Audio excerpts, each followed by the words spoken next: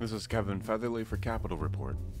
Mychael Rambo charted a difficult course from the addiction and homelessness that afflicted him 2 decades ago to his status now as a commanding, multi-talented presence on the St. Paul arts scene. The award-winning actor, singer, and writer has become a key civic voice for the local African-American community, and here he talks about some of what defines and drives him.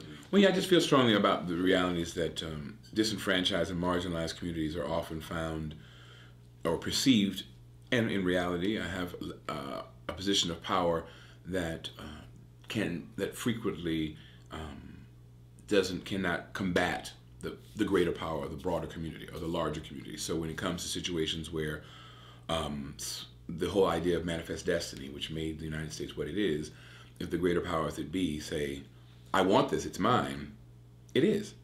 And it typically has imposed itself, that kind of construct, whether it been the native people, whether it been the African American or the new enslaved African, the new Americans, that tendency is still the case. So I've done a lot of work for 20 some odd years in education as an individual.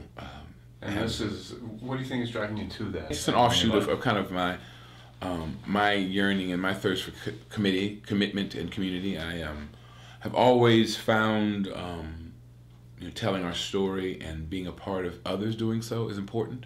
Also, as an actor, many of the roles that I've taken on or projects I've been associated with have talkbacks or educational components.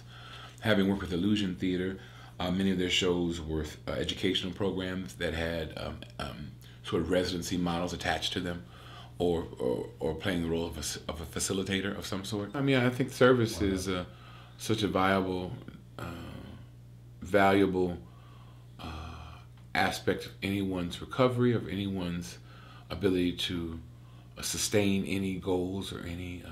You have to give back if you want to hold it. If you want to keep it, you have to give it back, give something back.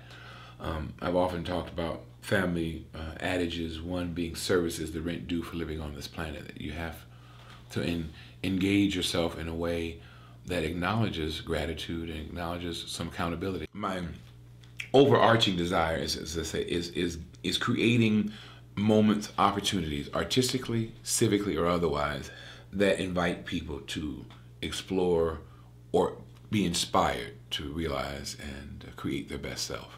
Because I think that I've been given that opportunity. Anchors. Is St. Paul sort of the anchor for all of this?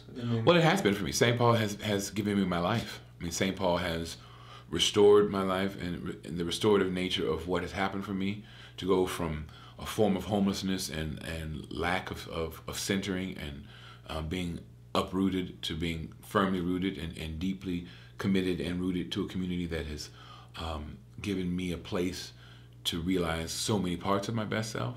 There's a term that I learned while working with a group of kids from Haiti called "Mets toi bien," make yourself better. So children will say to you as they say goodbye, "Mets toi bien," which is not goodbye, but make yourself better. And I think that there's something very beautiful to greet people by saying, when I say goodbye, not bye, but go out and make yourself better.